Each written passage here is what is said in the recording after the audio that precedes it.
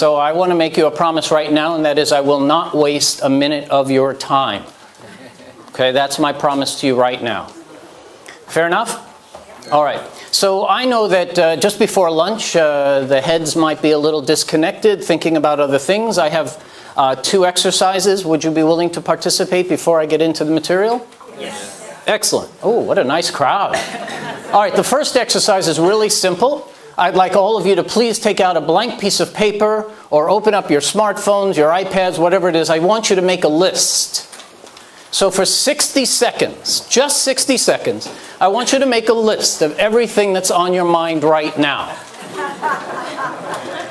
It has nothing to do with what we're going to talk about, just all the things you're thinking about. All the people you have to call, emails you have to send, pick up the cleaning. Ready? Go. 60 seconds. 3, 2, 1. Go ahead and quickly finish up that last item. And for those of you who wrote it on a piece of paper, fold it up and put it in a safe place. If you did it on your smartphones or an electronic device, go ahead and save it now. And now, you should have nothing on your mind. Right? How's that feel? Very good. Okay, good way to start. The next thing I'd like you to do, the second exercise I'd like you to go through, is kind of a life-changing event. So I want you to prepare yourself. Now, if you've seen this before, I ask that you think back to the first time you've seen it. I'm going to put some words up here right now. I'd like you to read them to yourself. And when you're done reading them, look back over here at me so I'll know we're all done. Okay? And if you've seen this before, I ask that think back to when you first saw this. And it has to be done in complete silence. Ready? Go ahead and read.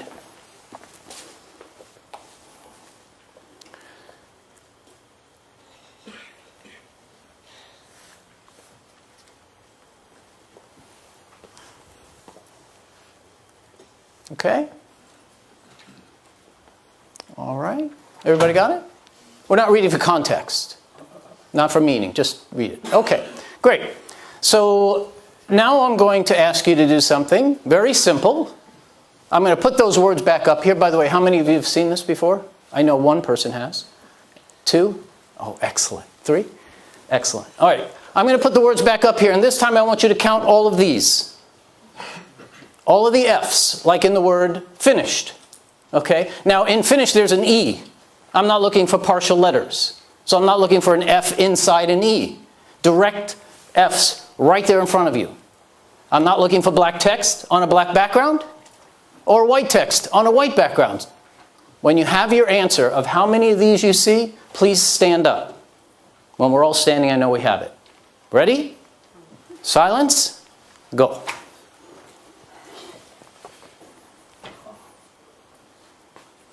This is not hard, so somebody can stand up very quickly. There we go. Thank you.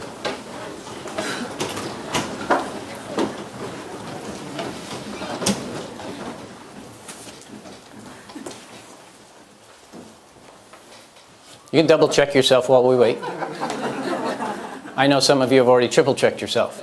Okay, now watch what happens around the room. All of those of you who saw 3 or fewer F's, could you please sit down now?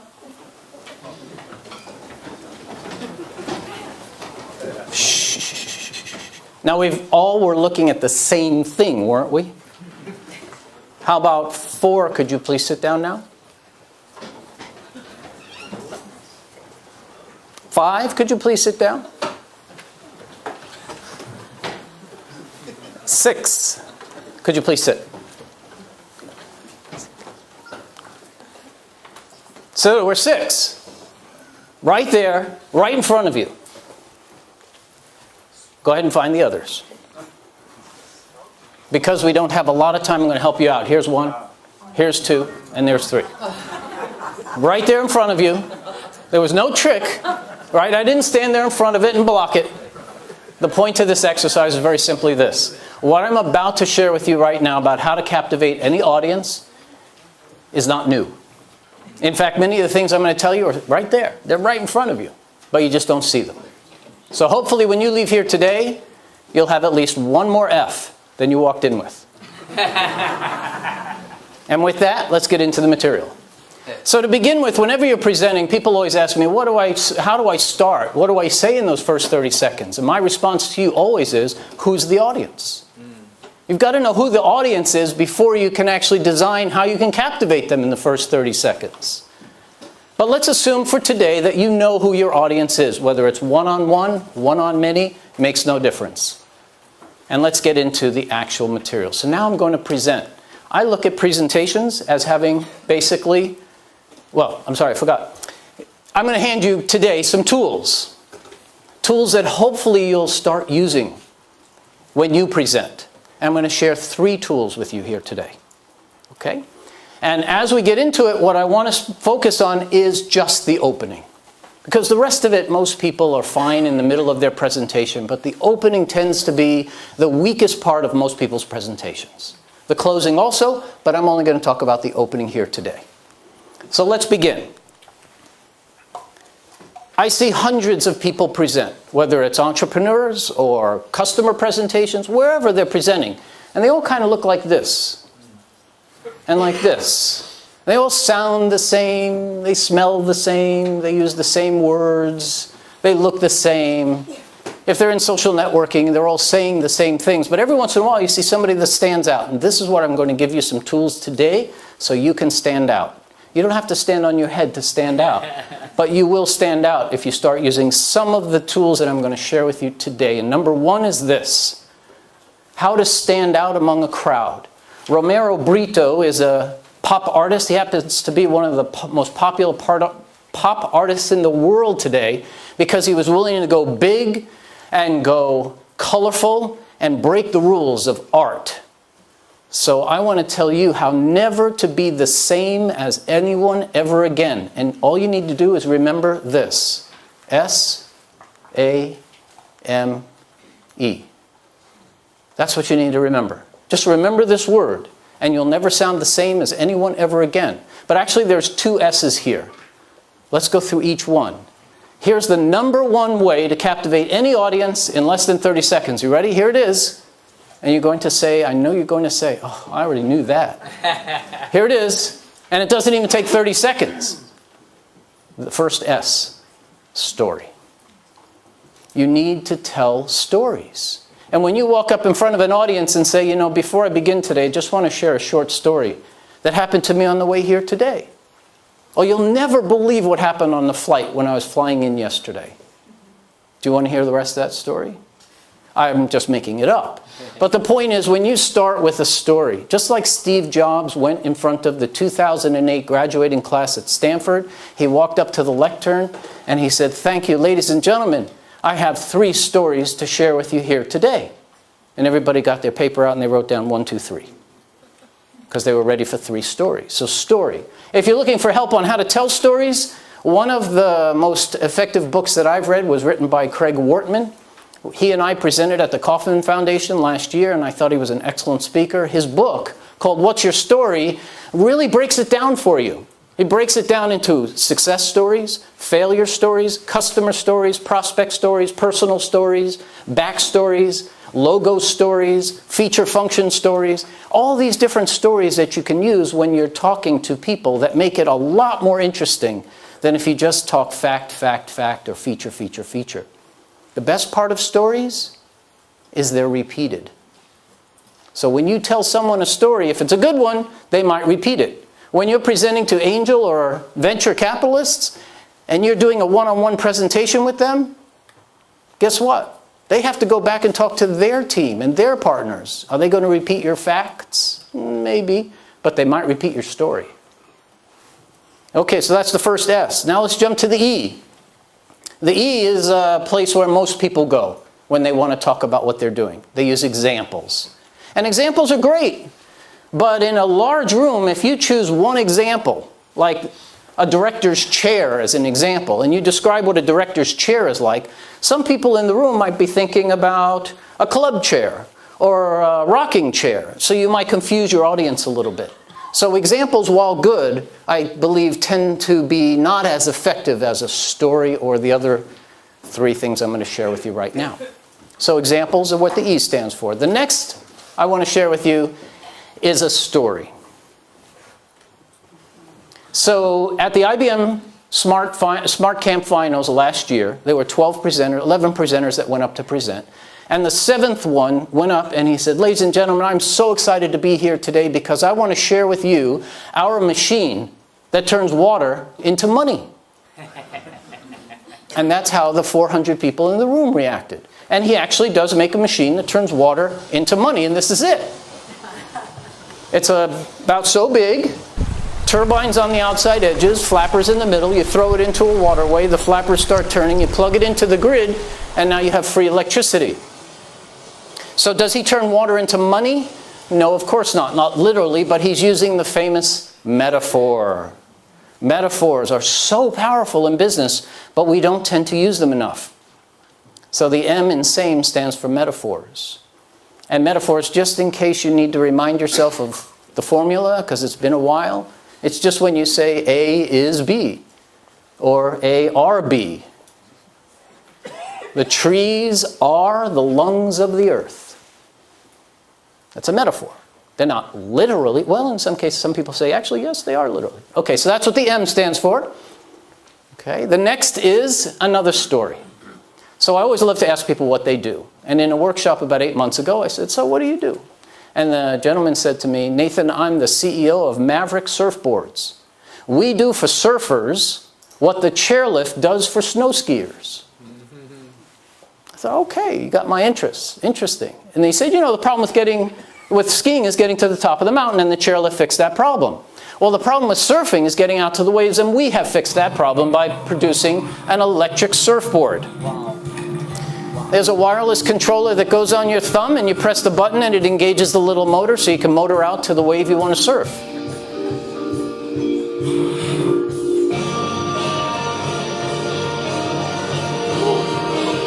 That's a professional surfer. Here he's motoring out to the wave. And here he's motoring in front of the wave so he doesn't get crashed on top of the wave.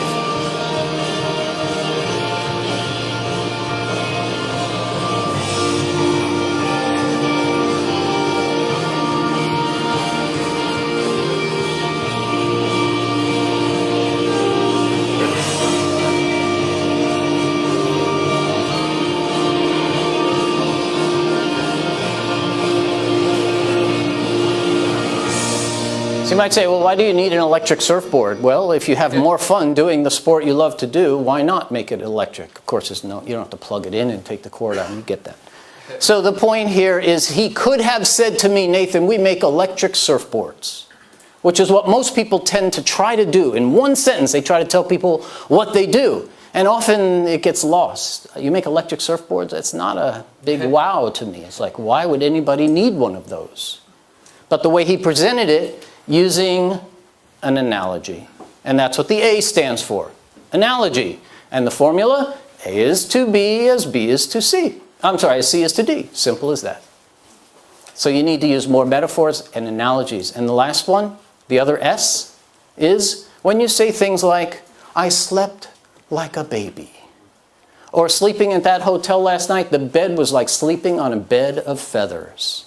So it's the old simile where you just use A is like B. Or just as with this. Okay, so we don't have to go back to grammar school, but similes, analogies, and metaphors are what you need to use more when you're presenting. They will be lasting in the minds of your audiences. When you go back and take a look at this presentation, which you'll have a link to at the end, I have a list of just some similes, analogies, and metaphors. I collect them. Because often with my clients, I have to sit down and get creative with you and figure out, okay, well, how do we come up with an analogy for your business? Well, I'm not a creative savant. I need input. So I just collect them.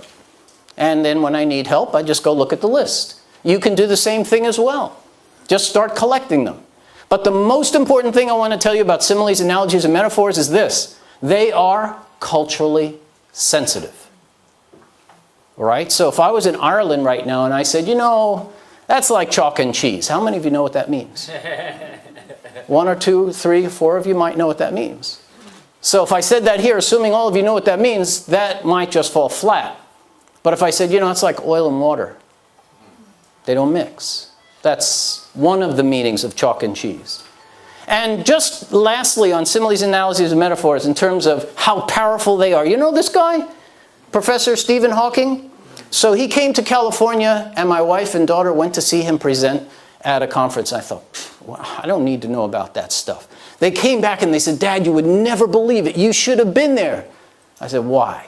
He said, because every time Stephen Hawking spun our minds with scientific terms and whatnot we couldn't understand, he'd stop and say, oh, wait a minute. What I've just described to you is like taking a heavy ball and dropping it on a rubber mat. And when it does this and does this, that's like light bending through a wormhole. So he used similes, analogies, and metaphors constantly throughout the talk, or nobody would understand a thing, well, a few of us, would understand a thing of what that man talks about. That's how powerful they are. Okay, so now I don't like to talk about what unless I give you a how. So how do you come up with your own? One, you could go hire a PR firm for a lot of money, and they'll help you come up with these. Or use your own brains and the people you work with. You can go to places like Getty Images or Jupiter Images, some of these really great photography websites out there, and do something like this. So let's say you're looking for a metaphor in security. You put in the word security and take a look at the pictures. You need to help the right side of your brain get more involved in the creative process.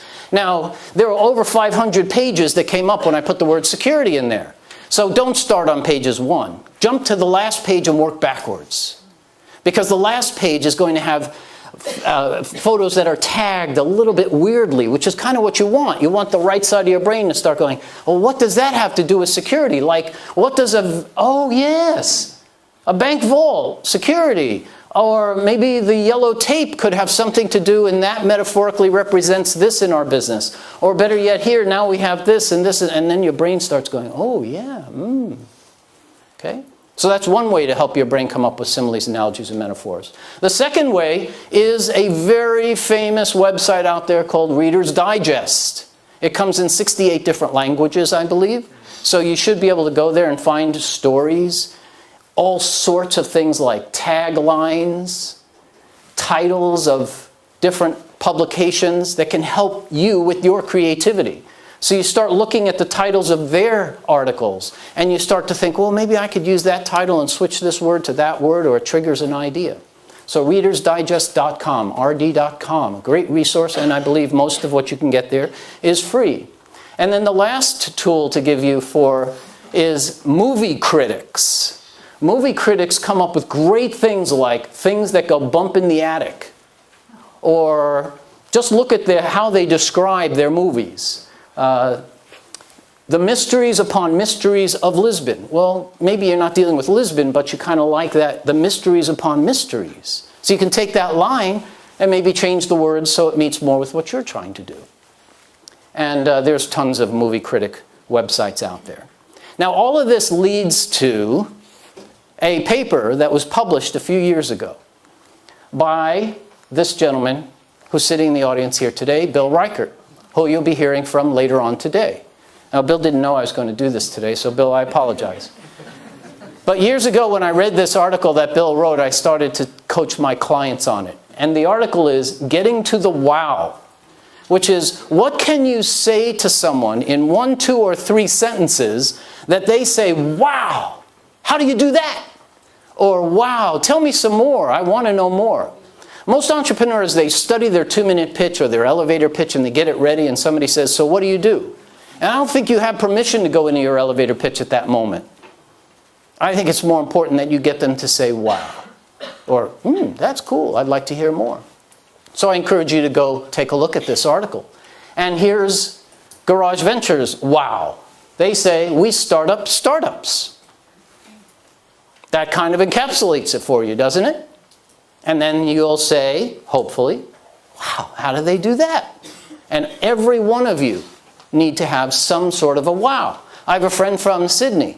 He walks up to people, he says, hi, I'm Sydney from Sydney. It's really his name, and he's really from Sydney. That's his wow statement. People go, wow, that's so cool. So it doesn't have to be technology related or business related. It can be anything that gets somebody to say, wow. All right? That's tool number 1. What's your wow? Now, normally in an environment where we had a workshop, I'd break you all into groups right now, and we'd come up with some wow statements that you all can use in your future. I leave that to you to do as homework. Tool number 2. If you walk into any audience, whether they're an audience of one or many, if you assume that they all look like he looks, you'll be in much better shape to present any information that you have to present. What does he look like right now? Bored, tired. To me, that look encapsulates preoccupied. He's preoccupied with something else on his mind. So what I'm going to share with you now is a 40-year-old secret. When I was 15 years old, I found a book in my basement. And the book was called The Magic Power of Emotional Appeal. And I have it right here, so you know this is really a true story. It was written in 1960. And you think, what could a book written in 1960 have to do with today? But I'm going to summarize what this book did for me when I was 15 that I've used over and over and over with just about every audience and every communication I've used throughout my career. And I'm going to give it to you all right now in about 5 minutes. The book's out of print. Sorry. All right. So what Roy Garn did is he summarized the fact that he got me to think, everyone you talk to is preoccupied. So you need to do something to break through the preoccupation. And you shouldn't leave it to luck. Now some of you do it very naturally, but I'm going to break it down a little bit into the science behind how to get through the preoccupation that we all have when given a presenter. All right, here it is. This is the number 2 tool. It's called the Fatal 4.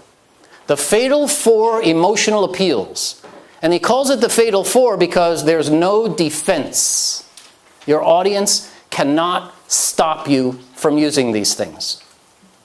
There's just no defense against them. That's why he calls them the Fatal 4. Let's go through them. And again, you're going to say, oh yeah, of course I knew that. Number 1, the number 1 preoccupation breaker is to talk about money.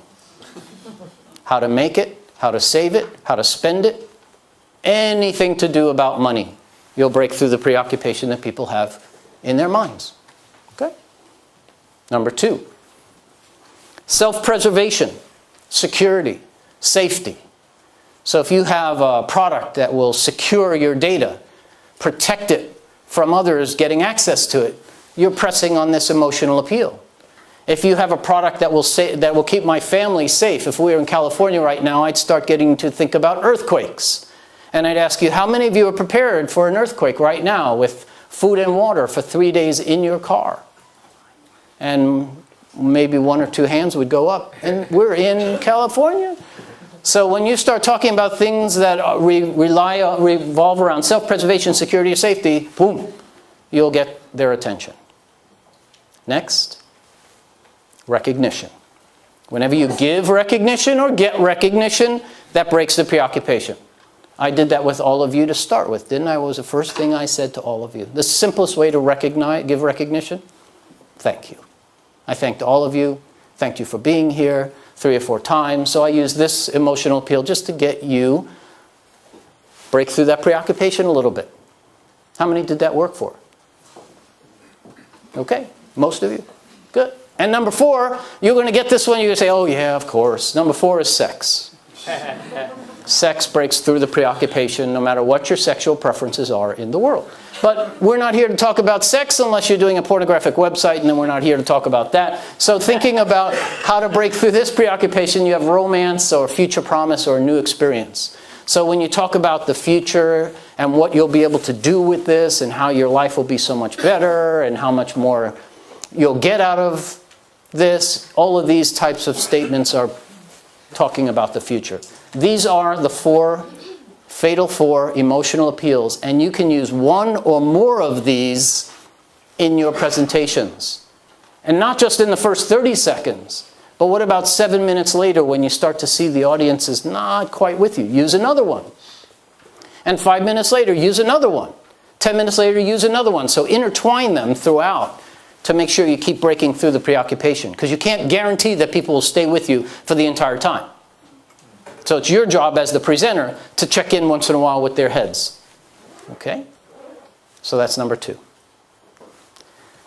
Number 3. is a study that came from Dr. Albert Morabian at UCLA back in 1972. So when I was in mainframe computer graphics in the early 80s, I was quoting this study about how much more effective visuals are to communicating data than spreadsheets were. And I researched, and we were all quoting this study from Dr. Albert Morabian, and some of you may have heard of it, but I like to go back to the source. So I picked up the phone, and I actually dialed the phone, 1981 when we still had dial phones, called him up, and I talked to him on the phone. And what was so exciting about this study was that he showed me how people receive the messages that we impart. So when you're talking to a group, how do you know what people are hearing? It's not about what you say. It's about what they hear. Okay? So he put this study together to break down communication. What happens when people actually communicate? And he broke it down into 3 parts. The words that you use, how you use your voice, and how you use your face. And today we call it body language over on the face side of things. But how many, if you take a look at the pie of 100%, what percentage of the message people hear from you comes from the words that you use? 15? A little high. 5 was a little low. Turns out to be 7. 7% of the message people get from you come from your words. Okay? How about your voice? 38. And you can do the math. 55%. More than half the message you're communicating to your audiences is coming from your face. How many of you have rehearsed your face? Not many of you, right? So it's really important that you start to get a sense for what's happening up here. Because if you're not paying any attention to what's happening right here, your audience is. Your audience is. And if you're saying something and your face is not matching what you're saying, guess what they believe? Your face. Your face typically doesn't lie. So be very cognizant of the fact that 93% of communication is what's happening with your voice, how you use your voice, the tone of your voice, the speed, the volume, and other things that you can play with on your voice. How you emphasize words, not just standing there, ladies and gentlemen. I'm very excited to be here today. And I have 3 tools that I would like to get everybody really excited about today. That's just a way to put people to sleep. So keep this in mind. If you want to read about this study, he has a book out called Nonverbal Communication. And while I'm not a big believer in all the nonverbal communication of what you see when you're looking at people, as far as how you are perceived by people, I would take a close look at what you're doing when you're in front of people. Get yourself on video and watch. You want to know what message you're giving out when you present? The best way to do it? Get about a 3-minute video clip of yourself. Turn off the sound. And then ask 100 people to watch it and say to you, what message did you get from me? What message did you get by watching me present? Remember, there's no sound, so they only have your face to look at. And you'll be amazed at what people will tell you. I love to get before video of my clients and get people to say what they get from them and then get after video of them. It's like night and day, because you realize your face is a big part of what you're communicating to people.